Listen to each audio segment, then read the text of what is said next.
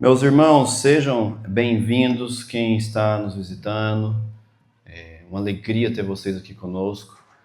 Nós estamos começando uma nova série hoje. Você que já vem aqui sabe que nós seguimos o calendário cristão e agora inicia um tempo chamado Tempo Comum, onde não tem um evento ou um tema específico. E nesse tempo nós aproveitamos para falar daquelas coisas que nós discernimos que seria importante para a igreja. Nós começaremos uma série de exposições no livro de Neemias e nós vamos caminhar em cada um dos capítulos de Neemias. Então, hoje vai ser uma introdução e a partir da próxima semana iremos do capítulo 1 ao 13, um por domingo. Então, esteja atento. Deus tem muitas coisas para falar na igreja por meio desses livros. Nós entendemos que esse livro vai tocar em pontos relativos ao nosso tempo, ao uso do nosso tempo, ao uso dos nossos esforços. Nós acreditamos que esse livro também vai tocar em temas que têm a ver com o nosso ano e com o momento que nós estamos vivendo. Mas nós não queríamos que você simplesmente viesse domingo após domingo e ouvisse a explicação ou a exposição daquele capítulo e ficasse ouvindo capítulo por capítulo apenas. Outra coisa que você pode fazer é ler em casa. Importante, inclusive, que você faça isso. Lê o livro todo. Faz o seguinte, hoje, olha no seu celular, provavelmente seu celular tem um relatório de quantidade de horas que você gasta por semana nos seus aplicativos. Eu conseguiria chutar uma média de horas em alguns aplicativos específicos. Pega metade. Sei lá, pega um terço. E lê, não vai gastar tudo isso para ler, mas lê o livro. Porque vai te ajudar muito a entender. Porque uma coisa é a gente falar, o que esse capítulo fala, o que essa parte do texto fala. E essa visão micro ela é muito boa, mas você precisa ter uma ideia do macro. Então, o meu objetivo hoje é te ajudar a entender em que momento e como esse livro se encontra. E para isso, eu vou te dar um pouco do contexto histórico, o que estava acontecendo naquele tempo. Eu quero te falar um pouco do livro de forma geral e começar dizendo que na organização judaica, Esdras e Neemias eram um livro só, eles estavam juntos. Na verdade, foi separado, é relativamente recente, assim, na organização deles lá. E, enfim, a gente tem dois livros, Esdras e Neemias, mas a história é a mesma. Neemias continua a história de Esdras. Então, se a gente começar a estudar Neemias sem olhar para Esdras, a gente pula metade da história ou mais. Na verdade, cronologicamente, bem mais da metade. Porque Esdras começa, tem alguns saltos de tempo, tem um salto de 60 e poucos anos, e de Esdras para Neemias tem outro salto de 12 anos. Então a história, assim, começa antes. Então eu vou começar em Esdras, na verdade. Eu quero te dar um contexto de Esdras e de Neemias. Né? É um livro narrativo, então é diferente de ler. Ele não é um livro que te dá instruções claras no sentido de essa é a lei ou essa é a vontade. Ele é um livro que conta uma história. E eu queria justificar mais uma coisa, você vai perceber isso durante a palavra, que o contexto histórico, nesse caso, faz diferença demais. Então você vai me ouvir falando de outras fontes. Mas é que o povo que leu isso aqui primeiro estava entendendo o que estava acontecendo e tinha política envolvida aqui. E é muito importante, porque uma das coisas que a gente vai fazer, vai ser a última e talvez a mais importante, é entender o que Deus quis ensinar ao seu povo por meio desse livro. Não é as histórias que ele conta ou as lições contidas. Neemias é muito usado para falar assim, lição sobre liderança, lição sobre empreendedorismo. Conquanto essas coisas estejam talvez contidas, não é sobre isso. Deus não preservou esse livro e inseriu ele aqui no que a gente chama de cânon e fez ele chegar até a gente para que a gente fosse um empreendedor que usa a Bíblia como fonte ou um líder que usa a Bíblia como fonte. Deus fez isso por outros motivos. Conquanto você possa usar, mas não é o principal. Então eu quero falar sobre esses motivos, mas para entender alguns desses motivos a gente precisa entender exatamente sobre o que o livro fala. E eu queria orar uma vez só, uma vez mais. Deus, eu quero entregar aqui o meu coração, eu quero entregar a minha fala, Deus, a minha boca e a minha mente ao Senhor. O Senhor, Deus, sabe melhor do que ninguém todas as minhas limitações. Mas, Deus, nós estamos aqui porque amamos o Senhor e queremos te conhecer. Não me deixa, Deus, ser um empecilho. Fala, Deus, com a igreja através dessa palavra. A sua palavra ela é poderosa para mudar os nossos corações, para nos transformar. O seu Espírito Santo, Deus, nos faz dar fruto dela. Então, Deus, faça isso hoje. Toca, Deus, onde ninguém aqui consegue tocar, em nome de Jesus. Meus irmãos, eu vou ler o primeiro versículo de Esdras. Esdras 1:1 fala: no primeiro ano do reinado de Ciro, rei da Pérsia, a fim de que se cumprisse a palavra do Senhor falada por Jeremias, o Senhor despertou o coração de Ciro, rei da Pérsia, para redigir uma proclamação e divulgá-la em todo o seu reino nesses termos. Eu não vou ler, vai até o final do versículo 4, mas o Ciro, rei Ciro, manda reconstruir os templos de Jerusalém. Isso aqui já é interessante demais. Deixa eu te falar o que estava acontecendo antes. O povo de Israel, idólatra, estava adorando a outros deuses, e aí a gente já pregou várias vezes sobre isso aqui, você já com certeza leu, já ouviu a gente falar disso repetidas vezes. O povo foi mandado para o exílio da Babilônia. Então o povo, por não ouvir a Deus, não obedecer, Deus mandou profeta após profeta, Deus cumpriu o que estava falando. Vou mandar vocês para um exílio, porque vocês não estão ouvindo a minha voz. E foram. Judá, Jerusalém primeiro, Israel primeiro, o reino do norte, depois o reino do sul, Judá, onde estava Jerusalém, foram tomadas. E eu entendia uma coisa errada até eu ir estudar lá mesmo geografia e tudo. Elas não foram destruídas como um país que visita outro, destrói e vai embora, apenas. Eles foram engolidos pelo Império Babilônico. Esse lugar passou a ser parte de outro império. Então foi completamente tomado, não foi só destruído. Só que depois, a Pérsia dominou a Babilônia. Então eles foram levados para o exílio da Babilônia. Muito legal que Jeremias dá uma profecia por parte de Deus, e ele fala assim: eu vou tirar vocês daí, fala até o tempo, vai demorar tanto tempo, e aí vocês vão sair. É minha promessa. E Deus cumpre. E Deus cumpriu. Porque aí quando Ciro, rei da Pérsia, assume, isso foi no primeiro ano, ele dá um decreto, ele mandando reconstruir o templo daquele que ele chama Deus dos céus. O Senhor, Deus dos céus, deu-me todos os reinos da terra e designou-me para construir um templo para ele em Jerusalém de Judá. Eu li isso desse jeito e fiquei, uau! Ele está reconhecendo Deus como Deus do céu? E aí eu preciso te contar uma coisa muito legal sobre esses dois livros aqui. A história aqui está acontecendo mais ou menos 500, 400 anos antes de Cristo. É muito recente. É bem mais fácil achar registro histórico. E achou. Esse decreto existe ele. É um artefato que se encontra no British Museum em Londres e chama... eu anotei, porque eu sabia que eu ia esquecer. Perdi. Cilindro de Ciro. Cilindro de Ciro. Nesse cilindro se encontra vários decretos, várias coisas que Ciro falou nessa determinação, sobre reconstruir o templo, sobre a sua tolerância religiosa, porque a Pérsia era diferente da Babilônia, então, cada um tem sua religião, reconstrói aí. E o que acontecia é que na religião de Ciro, ele adorava um deus que era o deus maior deles, chama Ahura Mazda.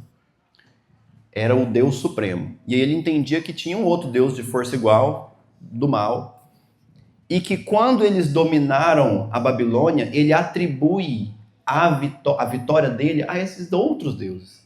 Então é mais ou menos assim, a gente conseguiu dominar a Babilônia, agora a Pérsia toma conta daqui. Os deuses que estavam lá, tipo Marduk, que era de uma outra religião, tipo Yahvé, eles ficaram do nosso lado. Então o que eu entendo, Ciro, que esses deuses agora fazem parte do exército de Mazda. Então, você quer saber? Reconstrói lá o templo.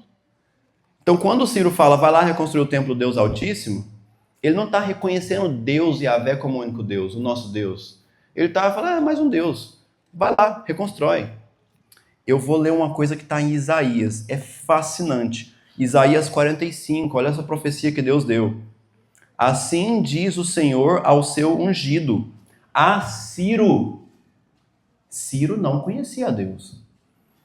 cuja mão direita eu seguro com firmeza, para subjugar as nações diante dele, e arrancar as armaduras de seus reis, para abrir portas diante dele, de modo que as portas não estejam trancadas. Eu irei adiante de você, Deus, falando para um rei ímpio.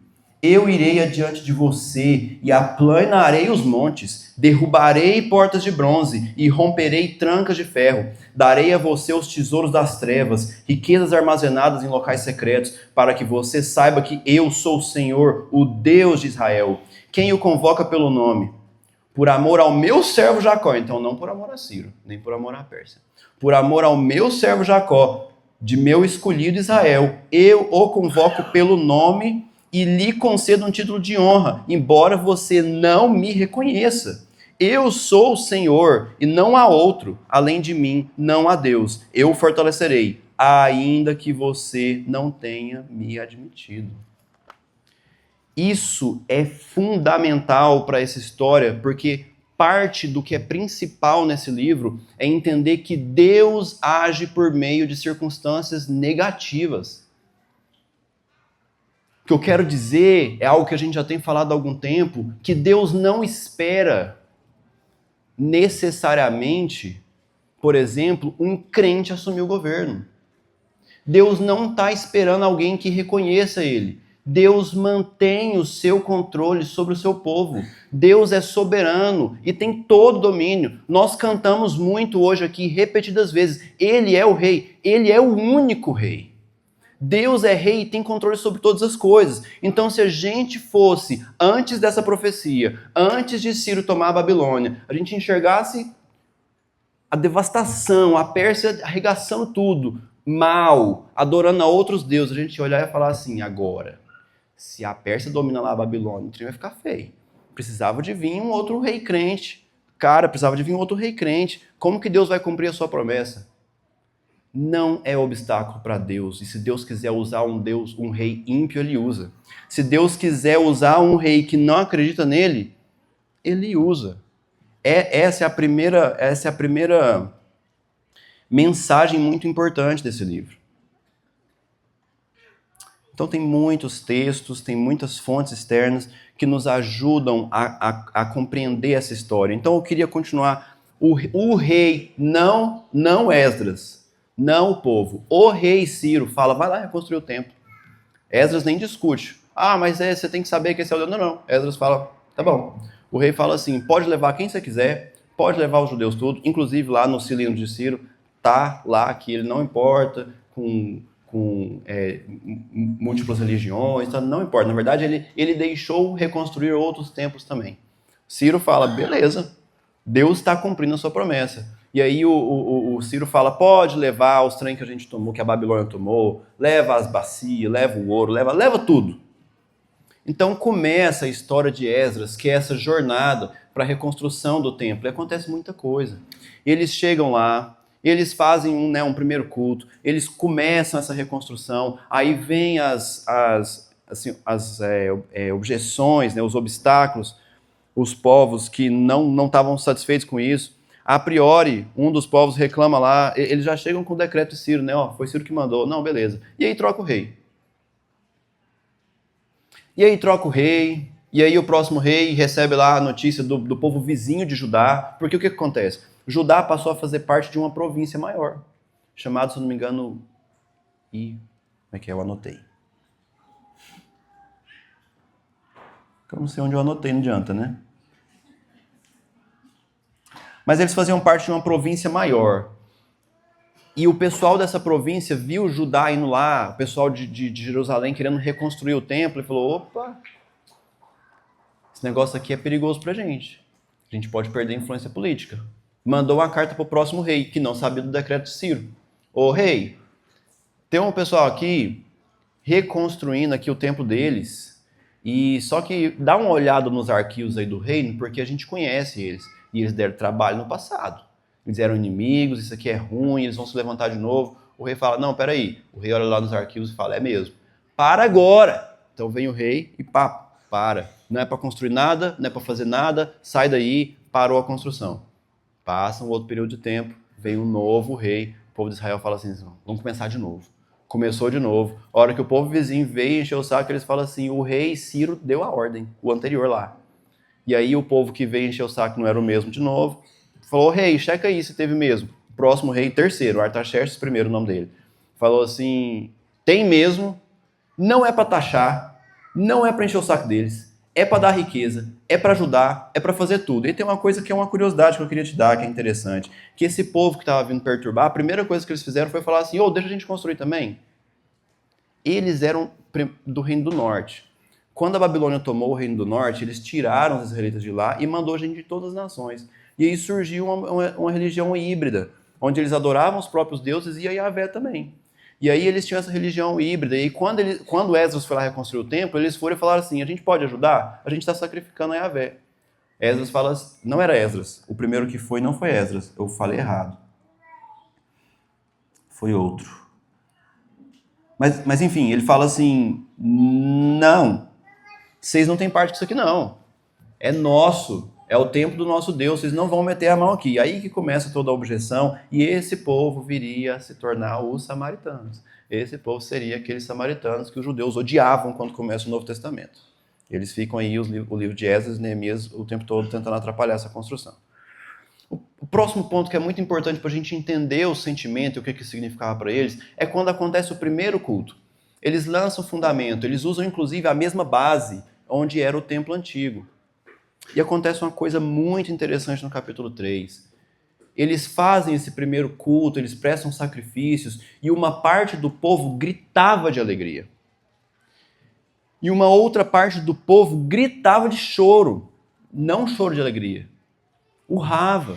E aí Esdras, na narrativa, fala assim, de longe dava para ouvir e não dava nem para diferenciar o que era riso, o que era choro. E aí existem algumas hipóteses do motivo desse choro. Algumas pessoas apontam para a questão estética e religiosa, porque eles estavam construindo com o que dava. Mas quem fez o templo anterior foi Salomão, que tinha todos os materiais, tinha os melhores artistas, tinha os melhores artesãos, e era um templo glorioso. E o templo novo era ali meio que o que deu. Não foi Esdras. Zorobabel. Zorobabel? Não. Gente, desculpa. Não tinha isso tudo. Eles estavam saindo do exílio, eles tinham algumas coisas, eles tinham alguns materiais, mas não tinham os melhores artesãos, não tinham os melhores artistas. Então a qualidade com certeza era menor, com certeza daria, no entendimento deles, menos honra a esse Deus. Isso era um motivo de choro, mas também já vi gente interpretando um lado psicológico disso. Porque quem chorou foram aquelas pessoas que viram o primeiro templo. Quem estava vendo o novo estava contente, quem nasceu lá na Babilônia. Talvez tem um livro inteiro sobre isso, uma percepção, meio que olhar o trauma, entendeu? Enxergar e perceber aquilo que aconteceu, estar de volta no lugar onde eles foram invadidos, destruídos, e de repente ver o templo que representa a identidade nacional deles. Esse templo era mais do que um lugar para ir. A gente tem tanto de igreja, não era isso. Para eles o templo expressava para toda a terra quem eles eram. E eles viram isso ser destruído, eles foram levados para um exílio, foi uma coisa traumática. E eles estavam meio que vendo isso, porque eles estavam de volta no templo. Seja qual for a hipótese, o ponto central é que esse templo representava algo muito profundo para eles. Era mais do que apenas religioso, era mais do que apenas um lugar para prestar os seus sacrifícios. Esse templo representava a identidade deles. Algo que para nós é muito estranho, ninguém aqui fala de identidade nacional, isso faz sentido, isso não entra no nosso coração, tipo, identidade nacional, dane-se, eu tô aqui, eu tenho a minha, eu faço minhas coisas. Não era assim na época. Era um outro contexto, era uma outra cultura, e isso para eles era profundamente importante. A gente precisa ter essa noção para entender que eles queriam muito reconstruir o templo, reconstruir a cidade, e era um motivo de tristeza profunda não conseguir fazer isso. Isso justifica ter 2 livros, ou no caso, quando foi escrito um livro inteiro, só sobre essa história. Não era só a gente reconstruir um templo. Não, era expressar novamente aquilo que eles entendiam que representava quem eles eram. Mas eventualmente eles conseguiram, eles reconstruíram o templo. Então eles fazem um culto e é lida, a lei é relida. E o livro termina, se você entender Esdras como um livro só, de um jeito muito diferente que normalmente as histórias terminam, né? Elas começam... Jesus, sumo sacerdote, Ageu e Zacarias, que fizeram a reconstrução da época dele. Mas teve um que puxou, não foi esses aí não, eles foram juntos só. É esse. Porque o governador ele era colocado pelo rei, Zorobabel. Então o rei falava, você é o governador dessa região. Então é isso mesmo. O livro termina triste. Porque é um anticlímax. Eles passam pelas dificuldades, eles superam as dificuldades, Deus mostra o seu cuidado, eles reconstroem o templo, eles fazem um culto no templo, e os 2 últimos capítulos são tristão, para baixo. Porque eles percebem, aí já era Esdras, percebe que o povo pecou. O povo não está guardando a lei. O povo não está guardando a aliança. O que é isso? A gente foi exilado por isso. E aí vocês entram aqui e logo em seguida começa a se casar com povos vizinhos que na lei falava para não fazer. O que é isso? Então Esdras rasga a roupa, puxa o cabelo, puxa a barba. É um capítulo inteiro dele chorando. E aí termina com um negócio muito esquisito, eles se separando do povo lá, enviando todo mundo de volta para casa. Termina estranho. E aí começa o Neemias. Realmente parece um novo livro. Talvez seja por isso que foi separado. É uma narrativa em primeira pessoa por parte de Neemias. E aí entra a próxima parte da história, que é a partir de onde a gente vai. O Neemias, que era um copeiro, a serviço do rei, e era tipo uma casa de inverno, uma casa de férias, estava lá e estava triste. E aí o rei fala assim, você está muito triste. Isso não é assim. É engraçado, ele fala assim, isso só pode ser tristeza do coração. O que está acontecendo? E o Neemias fala de um jeito que era comum dos judeus falarem em tempo de exílio. Como que eu posso estar feliz?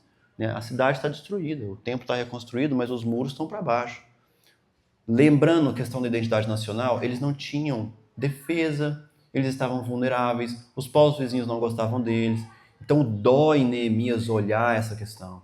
E o rei fala, não, vai lá. E aí começa mais uma jornada, essa jornada que a gente vai ler a respeito dela, a gente vai estudar capítulo a capítulo, mas é a jornada de Neemias reconstruindo o muro com muita resistência, muita resistência. Eles precisam lutar, inclusive, eles precisam pegar em espadas, porque iam atacar eles. E aqui tem, mais uma vez, 2 motivos históricos muito importantes. O povo não queria que eles reconstruíssem o muro porque eles enxergavam como uma ameaça.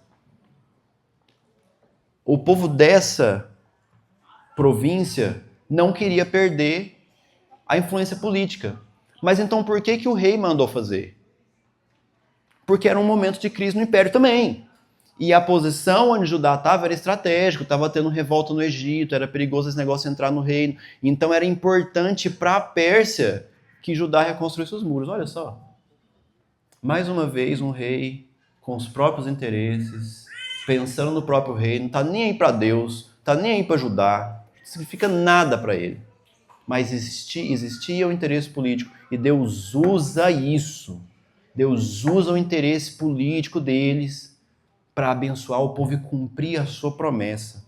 Mais uma vez a gente se depara com o fato de que não importam as circunstâncias. Deus cumpre as suas promessas. Deus cumpre aquilo que ele falou que ele ia fazer.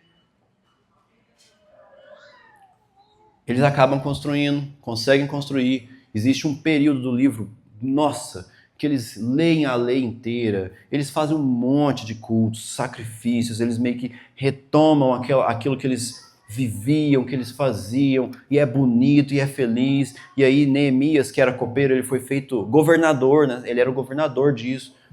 E Neemias volta, porque ele tinha prometido lá que ia voltar. Até que Neemias vai lá ver como é que as coisas estão, e tá tudo uma bagunça de novo. Então Deus cumpriu sua promessa, Deus restaurou os muros. Lembrem disso quando a gente estiver analisando o livro, porque a gente vai passar por essa história minuciosamente. Mas Neemias vê que o povo não guardou nada. Tá bom, dessa vez eles não estavam lá com os mesmos, né? Não estavam idolatrando os deuses vizinhos. Até porque agora eles não eram amigos de ninguém. Mas eles estavam fazendo comércio no sábado, não podia. Eles estavam casando com os vizinhos, não podia. Estavam fazendo uma série de coisas que eram uma quebra da aliança. É importante entender isso. Não é apenas uma lei, não é apenas um pecado. Tinha uma relação que para eles era importante, que era a relação com Deus. E esse Deus era o Deus deles, mas eles precisavam guardar a aliança. Eles não estavam guardando. Neemias fica arrasado. Então o livro termina meio estranho também, Neemias vai dando um monte de diretriz, tipo assim, vocês estão comercializando no sábado? Peraí, é para fechar os portões no sábado. Ele começa a dar reforçar assim de um jeito meio bruto, sabe? Meio que tentando impedir o povo de pecar. E eu acho que isso é importante para a gente entender a mensagem geral. Uma última coisa antes da gente entrar nessas conclusões, que eu estou chamando de conclusões teológicas, porque tem a ver com a mensagem inteira do livro. A gente percebe ao ler Esdras e Neemias que a cronologia é uma zona. Não é tão boa. Tem coisas fora de ordem. Tem coisas fora de ordem. E tem saltos temporais que o autor não deu tanta atenção para eles. Por exemplo, a gente vê o primeiro ano do governo de Neemias e não vê os outros 12. Aí depois, quando Neemias volta para o segundo mandato, a gente não sabe quanto tempo passou. A preocupação não é com a cronologia, a preocupação de quem escreveu não é com a análise histórica. Então tem que ser com outra coisa. O autor desses livros, ou os autores, queriam mostrar algumas verdades que nós vamos olhar para elas agora. A primeira eu falei ao longo da exposição até aqui. Deus sempre mantém as suas promessas. Deus usa reis ímpios se for preciso. Deus usa o governo, Deus usa a economia, Deus usa qualquer cenário. Isso precisa tirar a gente da ansiedade, gente. Isso precisa fazer a gente perceber que a gente tem que se preocupar com o que importa de verdade. E o que importa de verdade é conhecer a Deus, saber quem Ele é e qual é a vontade dele para nós. É uma vergonha a gente gastar o nosso tempo se preocupando demais com o que está acontecendo em volta de nós. Ou nós não sabemos quem é esse Deus, ou nós não vemos essa história se repetindo, ou nós não vemos o cuidado de Deus sobre a igreja.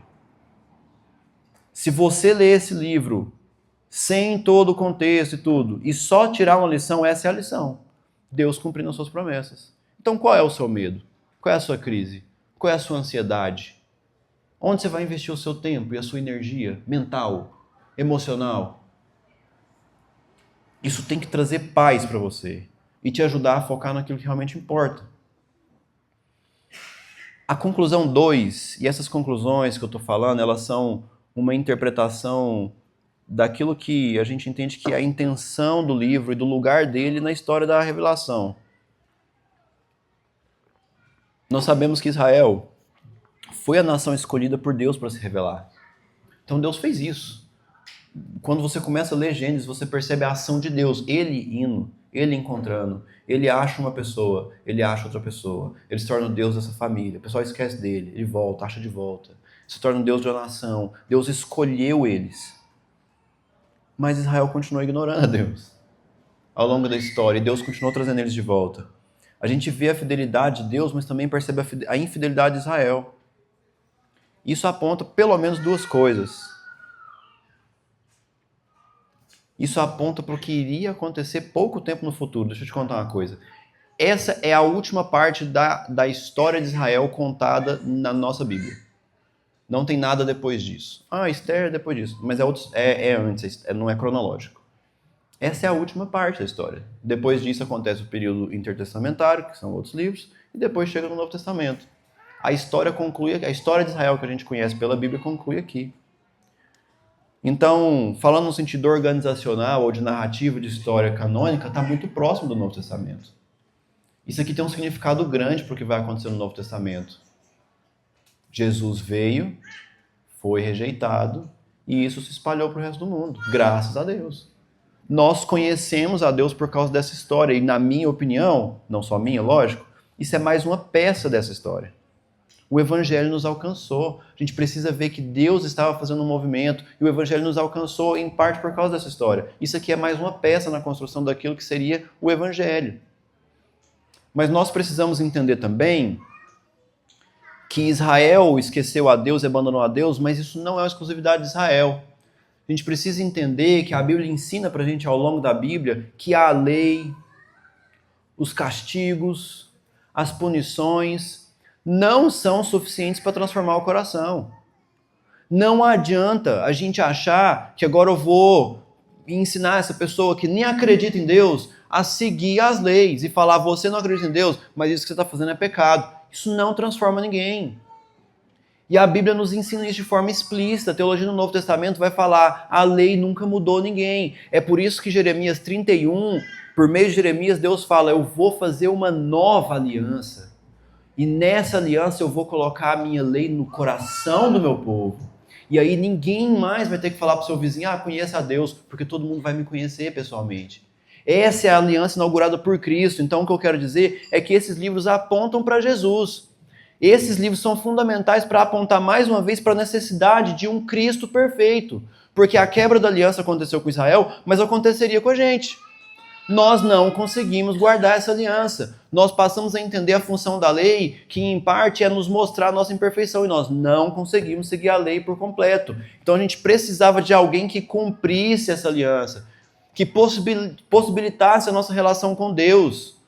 A gente não fica mais sendo rompeu de Deus, voltou de Deus, rompeu de Deus, voltou de Deus. Não! Jesus garante a nossa relação com Deus por meio do sangue de Cristo, que cumpre a aliança de uma vez por todas e nos resguarda de ser desligado da aliança. Deus demonstra o seu poder, a sua graça, a sua misericórdia por meio de Cristo. E esse livro aponta para isso quando mostra que não adianta mesmo. Nenhum exílio de 70 anos vai fazer a gente mudar o nosso coração, porque não mudou. O templo foi reconstruído, os muros foram reconstruídos, as casas foram reconstruídas, a cidade foi restaurada. Tudo aquilo que eles achavam importante para eles. Tudo aquilo que eles consideravam como importante para a identidade deles, para a segurança deles. Então deixa eu te perguntar. Será que o que falta na sua vida é segurança? Será que o que falta na sua vida é recurso? Será que a sua distância, a sua dificuldade de se relacionar com Deus é só porque Deus ainda não te deu aquelas coisas que você pediu, que talvez facilitasse você se aproximar de Deus? Porque o que a história nos mostra e a Bíblia nos mostra é que não adianta, não é isso. Porque Deus deu para esse povo. De uma forma absurda, maravilhosa.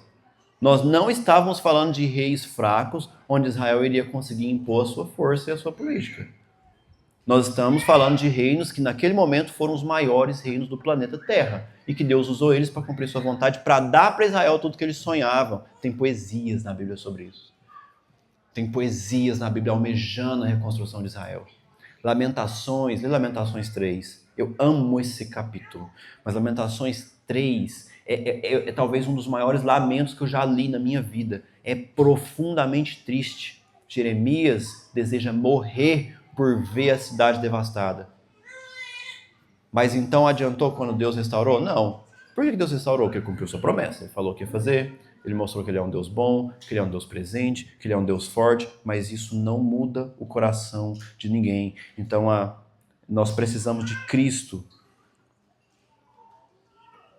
A dor não muda, gente. Pelo menos para melhor, não. Não é isso. Talvez Deus possa usar em alguns momentos a dor para nos aproximar dele. Não sempre, nem sempre é isso. Talvez Deus possa usar a alegria para nos aproximar dele. Mas o que transforma a gente, o que possibilita que a gente se relacione com ele é o sangue de Cristo. Amém. É entender a centralidade de Cristo na nossa vida. E a última parte, a última aplicação, e aí eles não tinham noção disso ainda. Nós precisamos do Espírito Santo para aplicar isso em nós. Meu irmão, a gente teve uma série inteira sobre o Espírito Santo e eu queria te perguntar, você percebeu, você refletiu no tamanho do nosso privilégio de ter o Espírito Santo para fazer isso? Porque nós estamos lendo aqui, e mais uma vez eu te encorajo a ler Esdras e Neemias, uma história onde o Espírito Santo não havia sido derramado. Então essa presença constante e transformadora do Espírito Santo no nosso coração não acontecia. Então a gente vê esse tipo de coisa. Não é que a gente não traia Deus, não cometa pecados. Mas Deus, no seu grande amor e graça, nos deu o seu Espírito para que ele operasse em nós uma obra que nós não conseguimos. Sabe aquela percepção sua de eu não consigo? Isso aqui é difícil demais para mim? Essa mudança é difícil demais para mim? Você está certo. Mas se você tem o Espírito Santo, Deus está te possibilitando lutar, está te possibilitando contemplar e conhecer quem Deus é. E por meio disso, ser transformado Ao contemplar a glória de Deus, o Espírito Santo transforma o nosso coração, como Paulo fala em 2 Coríntios, de glória em glória. Eu queria orar e assim, meu desejo é que ao ler Neemias e estudar esse livro, a gente perceba como Deus quer revelar a sua vontade, a sua bondade e nos apontar para Cristo. Esse povo que recebeu essa mensagem não conhecia a Cristo. Deveria perceber que não era suficiente. E quando Cristo chega, a nossa resposta tem que ser ah, tá. Agora eu entendi. Agora tem jeito. Porque Cristo é suficiente para tudo. Eu queria extrapolar então e falar que não tem situação na sua vida que Deus não é suficiente. Se Deus dá conta de grandes reis e de circunstâncias impossíveis, o que na sua história que Deus não dá conta? Se Cristo é suficiente para mudar o nosso coração duro, se o Espírito Santo é suficiente para aplicar o Evangelho ao nosso coração inquebrável, ao nosso coração teimoso, qual é a situação que você não pode apresentar diante de Deus e falar, Deus, é só o Senhor? Porque muitas vezes a gente fala, aí é só Jesus. Como se fosse aí não vai dar. Não, mas aí é só Jesus mesmo. Aí a gente tem que apresentar e falar, Jesus, eu não dou conta, mas eu sei que o Senhor dá. Me muda, toca em mim, trabalha na minha vida. Vamos orar? Senhor, nos ajude, Pai, a ler a sua palavra para encontrar o Senhor, para ouvir a sua voz, para saber o que o Senhor quer de nós, para saber aquilo que o Senhor quer que nós conheçamos do Senhor. Revela, Deus, ilumina o nosso entendimento e revela a sua vontade na nossa vida. Deus, que nessa série de Neemias, mas não apenas nas pregações aqui, mas em casa, a gente consiga ter esse discernimento de ler, Deus, a sua palavra e receber a aplicação daquilo que o Senhor tem para nós. Nós queremos entregar e sujeitar a nossa vida ao Senhor. Nós entendemos, Deus, que o Senhor fez tanto por nós, que nós às vezes deixamos passar, a gente ignora, a gente não percebe o tamanho dos privilégios que nós temos. Oh Deus, olha esse acesso, a gente consegue fechar o olho aqui e orar e saber que o Senhor está nos ouvindo. A gente consegue ter a certeza de que o Senhor está aqui conosco agora. Apesar das nossas falhas, apesar dos nossos pecados, apesar da nossa distância, apesar de que nós realmente confessamos, Deus, que nós às vezes esquecemos o Senhor. Oh Deus, não deixa. Faz como o Senhor fez aqui.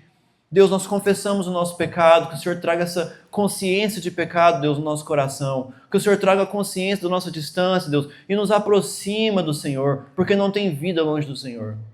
Deus, nos dê paz. Nos dê descanso em saber que o Senhor é o Deus que controla a sua história.